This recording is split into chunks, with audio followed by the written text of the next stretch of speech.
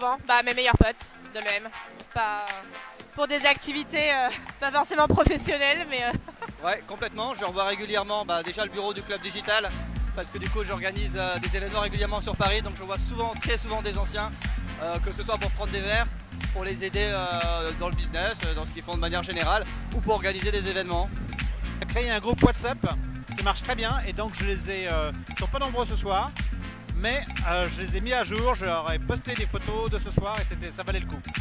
Notamment un groupe de copines, on a toutes fait notre deuxième enfant en même temps. On a deux qui sont les anciens de mon groupe de rock qu'on avait quand on était à l'école. J'ai rencontré mon mec à l'EM et mes deux colocs sont de l'EM, donc je connais encore pas mal de personnes et là j'ai évolué dans mon entreprise parce que y a quelqu'un qui était dans les promos du dessus qui m'a parlé d'un job et c'est comme ça que j'ai eu mon nouveau poste. Une relation d'amitié, je suis même le parrain d'un enfant, etc. Donc, je pense que vous allez être mieux lotis que nous forcément et encore moins bien lotis que la génération suivante, on va voir, j'ai l'impression qu'ils ont mis le paquet niveau investissement. Puis j'ai pris une claque tout à l'heure parce que quand j'ai parlé de ma promo, on m'a dit que c'était l'année où la personne était née, donc... J'ai fait passer quelques entretiens il y a 2 ans, donc c'est aussi sympa de voir des entretiens de recrutement, de voir un petit peu les nouvelles promos. Oui, parce que revenir sur le campus c'est toujours plein de souvenirs, mais surtout on a été très touchés par l'accueil des étudiants qui étaient là pour un samedi, pour nous faire visiter le campus, tout ce qu'ils faisaient et tout. Donc le lien, tu l'as directement avec les étudiants qui t'accueillent, qui te parlent de leur vie. Donc ça te rappelle des choses, mais tu vois en plus la continuité ou les différences. J'ai recruté pas mal d'anciens de l'école dans ma vie.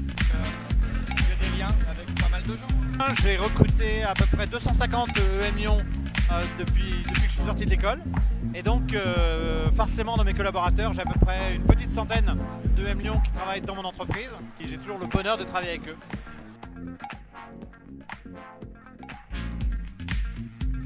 Maker c'est trop facile, hein, mais esprit d'école. Le Lyon pour moi c'est un formidable réseau. Pour moi, avec le recul, c'est bien sûr une formation exceptionnelle, etc. Mais c'est d'abord un formidable réseau parce qu'on ne se rend pas compte de la force de ce réseau. C'est pas seulement les gens qu'on a connus à l'école, etc. C'est tous les gens qu'on a reconnus après, tous les gens qu'on a croisés, qui ont fait le Lyon, qui sont restés des contacts parce qu'on a quelque chose en commun à partager. Et donc c'est formidable. La personne qui a gagné aujourd'hui le award des dirigeants d'entreprise, Florence Pourchet, j'étais à l'école avec elle. C'était énorme pour moi en termes d'émotion, mais aussi parce que je sais que c'est quelqu'un de bien. Et en fait, on a ça en commun entre les EM Lyon, c'est qu'on sait reconnaître nos talents et c'est juste fabuleux. Réseau. EM Lyon, pour moi, c'est un petit morceau de ma famille. Ambition et des mesures.